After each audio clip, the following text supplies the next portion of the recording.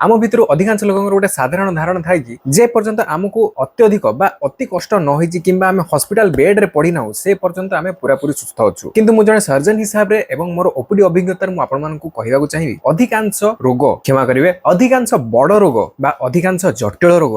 हठात राताराति आरंभ हो न थाए आम शरीर बहुत पूर्व छोट छोट संकेत दे थाए किंतु आमे एहा एक छोट गैस समस्या किंबा एहा आजिकली बहुत जन को होउछि बोली कहि एडाई दै थाउ आमे साधारणतः गैस बटिया खाइ दै थाउ किछटा पेन किलर किणी खाइ दै थाउ जाके आमे डाक्टर को न पचारि खाइ दै थाउ एवं एमिति करी करी आमे गडै चल थाउ शेष रे हैरान किए हुए रोगी निजे लॉस कौन हुए आपनकर मानसिक एवं आर्थिक स्थिति आज आमे एही भली भाबरे 5टी लक्षण विषय रे विस्तृत भाबरे आलोचना करिवा जाको आपण माने प्रतिदिन एहा एक साधारण समस्या कहि एडाई देउछन्ती किंतु वास्तव रे देखिया कले एहा केबे भी नॉर्मल नुहे तो डेरी काहे चलंत आरंभ करिवा जय जगन्नाथ दर्शक बंधु मुहेली डाक्टर सार्थक सतपथी आमु स्वागत करछि आपन मानक एक नुआ अध्याय रे जदि आपण मो चैनल को प्रथम थर पे आछन्ती निश्चित भाबरे सब्सक्राइब करंतु सब्सक्राइब करी बेल आइकन क्लिक करी ऑल नोटिफिकेशन निश्चित भाबरे ऑन करंतु मु हेल्थ विषय रे एबेल भाबरे नुआ टॉपिक्स रे वीडियोस बनै थाए एवं मु चाहे नाही आपण माने कोनोसी भी वीडियो मिस करंतु सेति पई निश्चित भाबरे सब्सक्राइब करंतु प्रथम लक्षण अनेक रोगी माने आसी मते कंप्लेन करंती किछिटा तेलिया खाद्य किंबा किछिटा गरिष्ठ खाद्य खाइला परे पेटर एही ऊपर भाग रे मोर पेन होउची एवं दरज होउची एवं यह बहुत समय धरि रहउची एवं अनेक क्षेत्र रे यह मोर पिठी आडू को मध्ये जाउची एवं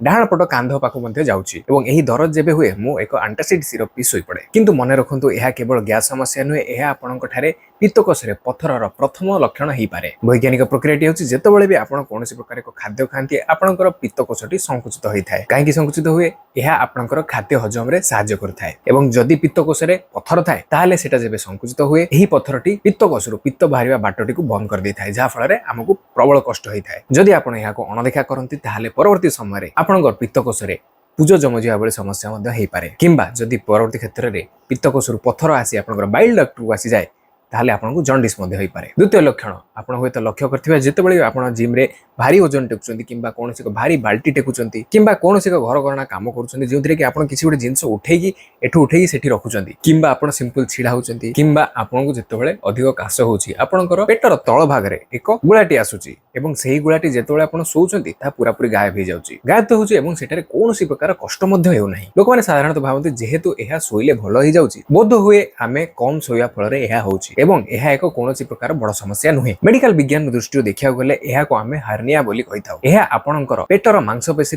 दुर्बलता फल रे हेइथाय एही दुर्बलता जोगु आपणकर पेट भितर अंतनाड़ी किंबा ओमेंटल फैट सही दुर्बलता दे बाहर को आसी सही फुलाटी सृष्टि करे थाए जे पर्यंत भितर को पळौची से पर्यंत डेंजर नाही किंतु जेउ दिन सही जिंसटी भितर को आउ न जीवो सेतबेले आपनकर जीवन प्रति रिस्क हिजबो जाहा को हम स्ट्रैंगुलेटेड हार्निया बोली कहिथाउ एहा एक मेडिकल इमरजेंसी एवं जदि एहा हुए आपनको एम्बुलेंस रे यथा शीघ्र डाक्तरखाना को जीवा पड़ो से जितेबाला यही जिनसटी आपणकर नियंत्रण रे अछि सेही समय ही सर्जरी करदवा भल अधिक जानिया पे हार्निया विषय रे मोर एही वीडियोटी निश्चित भाबे देखंतु एही वीडियो देख सारला परे तृतीय लक्षण आपण प्रतिदिन राति रे 7 रु 8 घंटा सोउछन्ती किंतु उठिला परे आपनको बहुत दुर्बल लागुची दिन सारा आलस्य लागि रहि थाए एवं आपनको बहुत कष्ट हुए साधारण काम करिया पय मध्य एवं आपण कोनोसी काम रे आपण मन लगाई पारंती नाही अधिकांश लोक माने भाबंती एहा केवल ऑफिस काम रो स्ट्रेस मानसिक चाप एवं वर्कलोड जोगु होउची किंतु आपण यह जानि कि आश्चर्य हेबो कि एही जिंसटी आपनकर पाचन क्रिया एवं आपनकर गट हेल्थ ऊपर बहुत डिपेंडेंट हम पेट को सेति पय हमें सेकंड ब्रेन बोली कहिथाउ जदि आपनकर पेट भितर बैक्टेरिया रा संतुलन बिगड़ी जिवो बहुत दिन धरि आपण खराब खाइबा द्वारा ताहाले जदि भी आपण भलो खाद्य खाउछन्ती आपनकर इंटेस्टाइन्स बा डाइजेस्टिव सिस्टम आपनकर खाद्य नळीरु सठिक भाबरे पोषण तत्व जेमति कि विटामिन्स मिनरल्स एई सब जिंस को एब्जॉर्ब करि परिबो नाही फल रे शरीर भितर आडू दुर्बल होइथाय एवं मस्तिष्क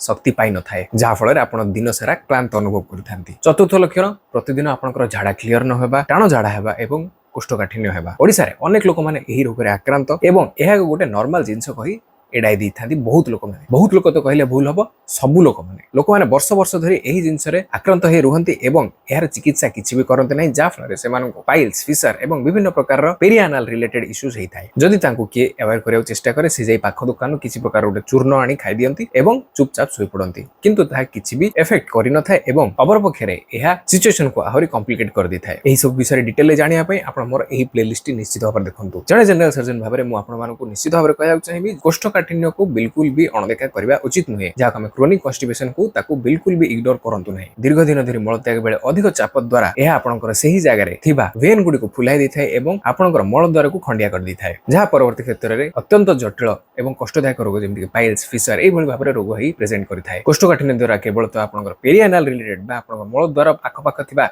रोग हुए ना यह आपन हार्निया हबार चांसेस बढ़े था। पंचम लक्षणटी होची खाई सारला परे पेट फुले रखिबा एवं एहा सह छाती जळिबा खटाळिया हाकुड़ी हेबा पेट फुल थिबा समय किसी जिंस छाती को उठी आसीबा खाई सारले पेन बढ़ी जिबा किंबा खाई सारले पेन कमी जिबा ए भली भाबरे सिम्पटम होता है एवं एहा हेले आमे यूजुअली गोटे एंटासिड बटिका खाई सामयिक आराम अनुभव करिथाउ। किंतु जदि आपनकु एही प्रॉब्लम नियमित भाबरे होची ताहाले एहार निश्चित भाबरे ट्रीटमेंट करिया पड़िबो कहीं मेडिकल भाषा रे आमे याको गैस्ट्रोइसोफेजियल रिफ्लक्स डिसऑर्डर किंबा एसिड पेप्टिक डिजीज मध्ये कहिथाउ। ए रोग रे कोन होय ना हमर जो इसोफेगस रहिछि ताहा जेतेबेले स्टोमक सहित कनेक्ट करथाय सेठारे गोटे स्फिंक्टर बा गोटे रबर बैंड भली जिंस थाय जाहा हमें लोअर इसोफेजियल स्फिंक्टर बोली कहिथाउ जहा एको वाल्व भली काम करथाय जहा खाद्य को भीतर को जीवा को दिए किंतु बाहर को आसिया को आ देइ न थाय किंतु सेही वाल्व जदि वीक हे जाय हमर पाकस्थली रे थिबा खाद्य पदार्थ गुडी को ऊपर को उठी आस्ताय तो सेही केस रे हमें जीईआरडी बा गैस्ट्रोइसोफेजियल रिफ्लक्स डिसऑर्डर बोली कहिथाउ। अपर पक्षरे जदि आपण पारे गैस्ट्राइटिस किंबा डियोडनाइटिस भली रोग हेतिबो ताले निश्चित भाबरे गैस्ट्राइटिस केस रे आपण को खाई सारला परे अधिक दरज हेबो पेट एवं बहुत समय जाय पेट फुलेगी रखिबो खाइबा परे